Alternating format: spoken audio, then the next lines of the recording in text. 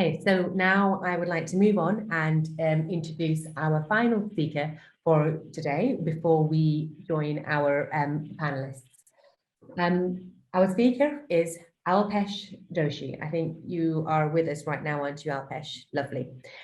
Alpesh is the founder and CEO of Fintricity and Kendra Labs. Hi, Alpesh. His company was founded in 2001, and it has been at the forefront of big data, technology, and digital transformation for over 15 years. Entrepreneurs at heart, their team takes a business-first approach to match the right blend of solutions and technologies to solve their clients' specific business and IT challenges. Alpesh, it's a pleasure to have you join us today, and Thanks a lot, Roxy, for the intro. It's a bit grand. Didn't mean it to be that grand. I'm going to keep my presentation fairly short, but what I was going to talk about was around sustainability and really around sustainability and ESG and getting companies to net zero. And I think, you know, everybody knows what's going on in the market. Hopefully all of you have heard about COP26 and COP27, which is coming up in Egypt in September. And what I wanted to briefly go through was just about the challenges that companies are having. So, as I'm sure you know, on the previous and in the previous conversations talking about investment, you know, one of the things that we're seeing around investors is investors are looking for impact investments. They're looking to find genuine, no greenwashing impact investments. And that's a really hard challenge at the moment. But there's a large amount of cash around from institutional investors, from pension funds, from family offices, all looking for investing into sustainability and ESG companies. Now, what I'm going to talk about is the challenges around these companies, whether it's a bank or a financial institution who is trying to measure and create ESG type products, and also issue debt or equity or loans or whatever else based upon ESG principles. And on the other side, the corporates who are all trying to actually figure out what their emissions look like. So Roxy mentioned here on my background, just to tell you a little bit about background and where it comes from. So what we're seeing is I got into the sustainability space about 2 and a bit years ago. And what I realized going through the work that we've been doing is that it's a data problem. So sustainability is a data problem. If you don't understand the data and you can't actually measure your emissions, then frankly, you know, you don't even know where you are. And most companies are not really bad at that at the moment. And that's because companies are complicated and complex, and companies are trying to figure out how they're going to do it. Companies are just at the beginning of their strategies. Some companies have actually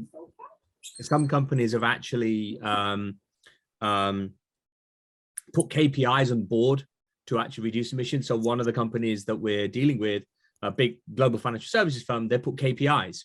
They put KPIs saying you need to reduce emissions in your department, in your area, and measure it by X% per year. And obviously there's a whole bunch of budget around that. So, you know, the business problem that we're seeing overall is that almost all enterprises, whether it's voluntary for smaller companies or large companies, frankly, having to do it from a reporting perspective, and I'll talk about some of the regulation that's coming through. Smaller companies, younger companies, you know, all the millennials and companies who are, you know, people who are under 30 years old, they actually just want to do it. They want to be seen to do it, and these entrepreneurs are embracing that to help themselves help get to net zero. And the way to do it is you need a bunch of data. You need to bring that data together from within your business, but also from your supply chain, from your suppliers, but also from third-party data sources. You have to bring all of that data together to be able to work out actually what your emissions look like. And so the important thing is bringing all this data together, and there's a bunch of modeling. So one of the areas that you have to do is what's called transition planning, which is how do you actually get to net zero? So if you asked every company out there and said, oh, we want to get to net zero by 2030, so many companies have declared targets. And if you dig into that and ask them, okay, well, how are you going to do it? Very few of them have any idea. It's fairly qualitative. It's fairly high level. Yes, we're going to reduce, you know, emissions by buying electric cars, or we're going to, buy renewable energy and electricity and that kind of stuff. That's what people have been doing, and absolutely these are elements of it, but not necessarily. It's not necessarily everything. So the market problem that we're seeing is that every company has to measure and plan to reduce to net zero their carbon emissions. And they have to report that to regulators. The EU has regulation called TCFD and SFDR if you're an asset manager. And they need to enable the ability to make the decisions on how to do that. It's not just a reporting problem. So it's not just about saying, let's aggregate all the data, and the challenge is, where is the data coming from? It's also about what does that data mean? How do you apply it to a model to understand what those emissions are? And how do you actually then figure out what you're going to do to reduce them? So a very simple example, actually calculating emissions in the IT department is a really complex problem. Because if you have a large organization that has tens of data centers, they have lots of servers, tens of thousands of servers, they use cloud services, actually getting all the data to understand what those emissions are is a complex problem. So one of the things is, if you buy Dell servers or HP servers, or you use the cloud, actually getting that data and understanding what's called embodied carbon, which is how much carbon was emitted on creating that product. Like if you had a Dell server, what was the carbon emissions from creating that server? And you have complex processes. So if you're getting data from multiple different systems, you have to wire those things together. I mean, it just doesn't happen simply. There's a lot of different areas where data sits. And as I'm sure some of you, most of you, all of you know, data is a big problem in most companies. They haven't solved this problem around using data in their businesses. So this is just another problem that they have to figure out. Regulations coming in. So I mentioned TCFD. I won't go what these things mean because it takes too long, but there's a whole bunch of regulation. I'll talk about some of the regulation. The primary thing to remember around regulation is that companies and financial institutions have to do it. If they don't, they get fined, or if they're not audited, the auditor won't pass their accounts. So starting 2024, auditors are going to go in, and one of the elements they're going to audit is the carbon. And being able to prove the data and where it came from to calculate anything is now going to be obligatory. So a lot of companies have been doing in the past is just sort of estimations in spreadsheets and saying, these is what we think our emissions are. And they've produced these sustainability reports. I'm sure you know, if you go to any company, any large company's website, you'll find their sustainability report, which is fairly qualitative. There's no quantitative data there necessarily. So most companies haven't really done that yet. And therefore, they've got a big problem because they've got to do it. They've got no choice but to do it in the next few years. And these things take time. It's not going to happen overnight. It takes time to actually pull the data together. And lack of data just doesn't allow people to make the right decisions. So if you I go back to the Dell server example, if you buy $100 million worth of Dell servers and you replace them with lower carbon ones, how do I know which ones to buy? How do I know over what period of time I need to spend that 100 million to try and go from high energy consumption servers to low energy consumption servers, or configure them? You need to figure that out. The other area is around getting real data from your suppliers. So one of the things that you have to do as an enterprise is you have to bring data from third parties, because that counts towards your emissions, and you have to report that, which is called scope 3. And that's a really big problem. If you imagine all your suppliers, if you imagine company suppliers, there's tens, hundreds, if not thousands of suppliers. How do you get the data from all of them? Not just qualitative questioning. So some companies out there just answer 50 questions and say, well, it's a qualitative answer. That's not good enough anymore. They have to have real data to prove that. And then finally, what we're seeing is the ability to build those sustainability applications. So it's not. So, and have to get back to the panel discussion in case there's something going on. And can you put yourself on mute? And there we go. And so what do enterprises need? They need auditable data collection. So they need to show where the data came from. They need to show the lineage of data. So if you changed an emission factor, or you changed a calculation, or you changed a piece of data, you have to show why it was changed and prove that what's called the lineage, which is what are the steps it went through and how was it changed as it went through those steps. The modeling, planning, and decisioning is actually quite complex. So I mentioned the IT example, where if you've got a large company with a large estate, actually figure out how you're going to reduce those emissions. And one of the companies that we're working with, they've committed in the IT department to reduce emissions by 4% per year over the next 5 or 6 years, right? And how do they make those decisions? They've got to plan it out. They've got CapEx spends, so they potentially have to spend hundreds of millions or billions of dollars over the next few years. So they have to be able to do that. And finally, the regulatory reporting has to happen.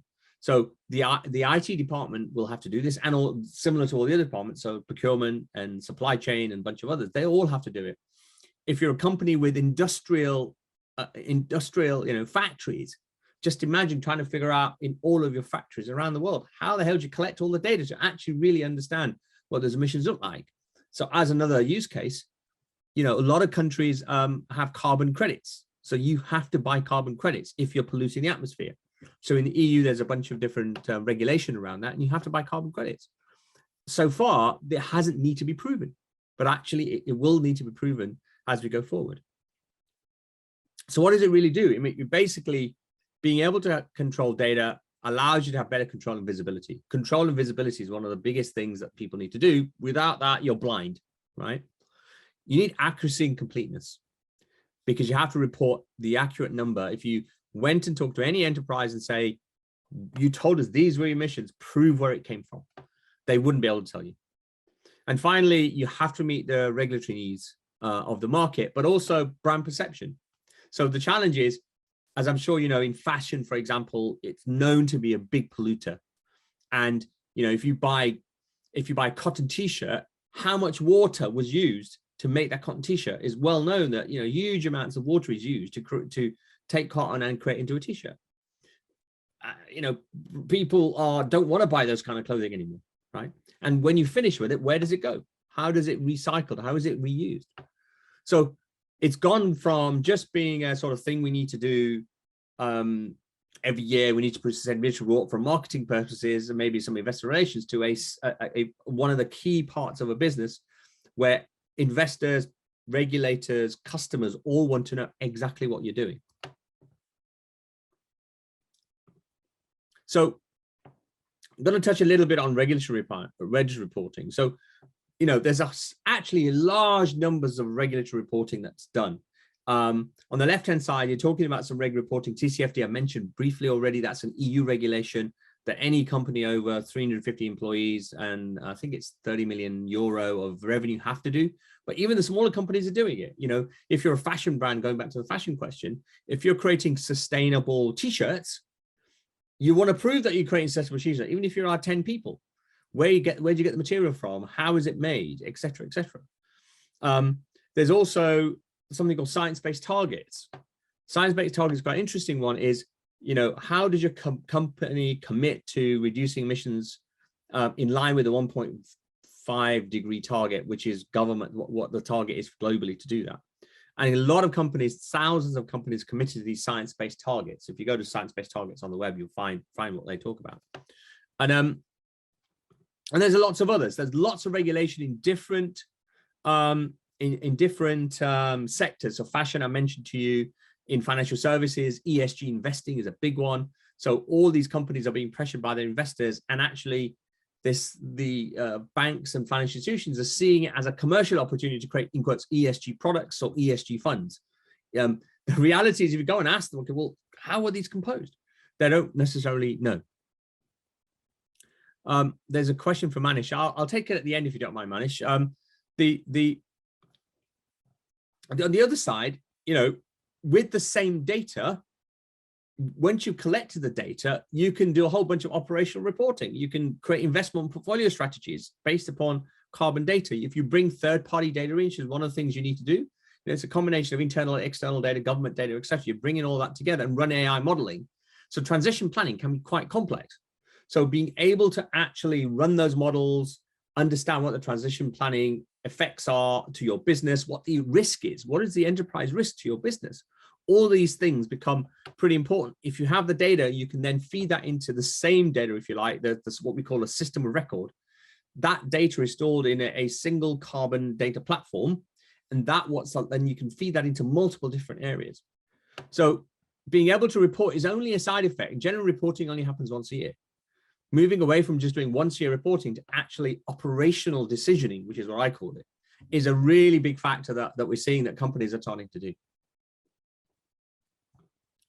So what are the applications once you have the data sorted? What can you do with it? And these are some of the things. I'm not going to read them out, but you can see, sourcing raw materials and understanding the carbon footprint of a steel frame, of one type of steel frame, for example, to another type of steel frame.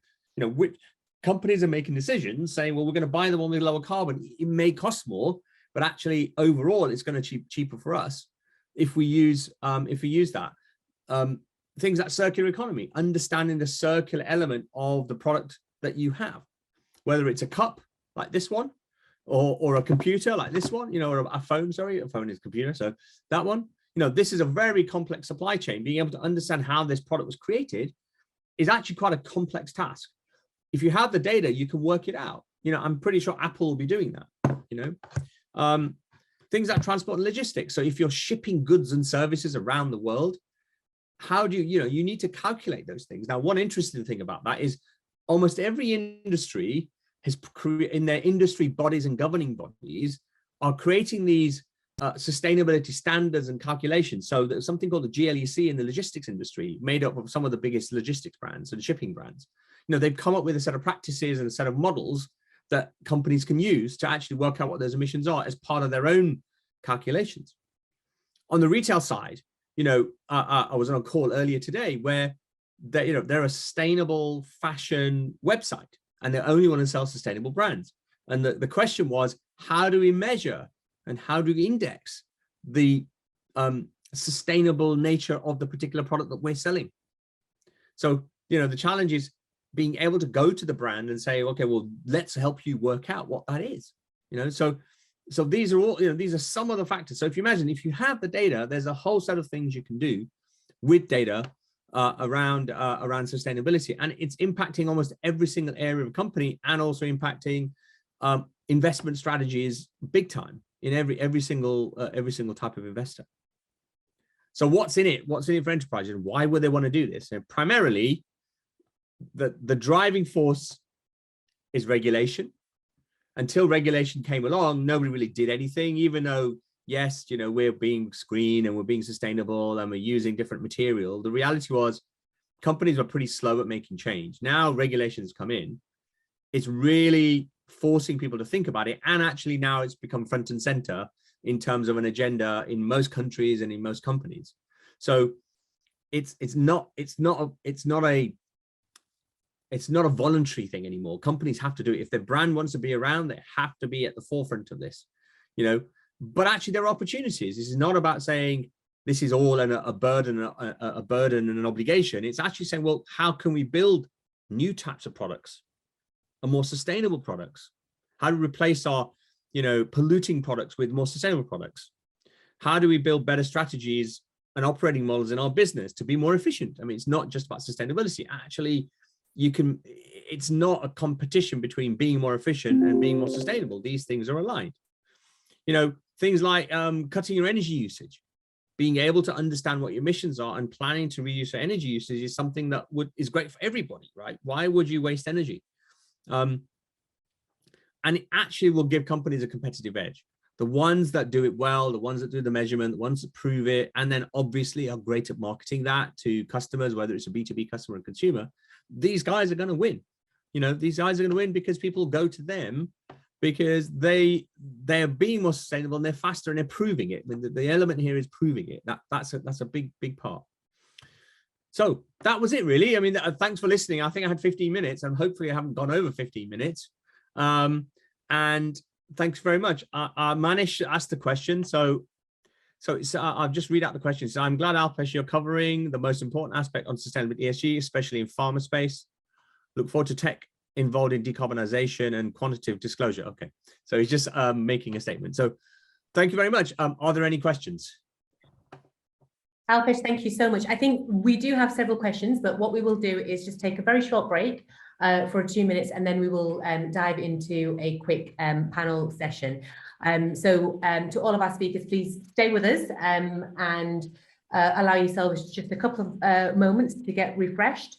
and we will return in just 2 short minutes. Until then, for those of our audience who are with us, if you have any questions or comments or feedback, please remember to send them across, particularly for questions, you need to send that in the Q&A box below. And if it's a question that is specific to a certain speaker, again, please do name who it is that you would want to have answer that question. Yes, we will see you back here in just 2 moments. Thank you.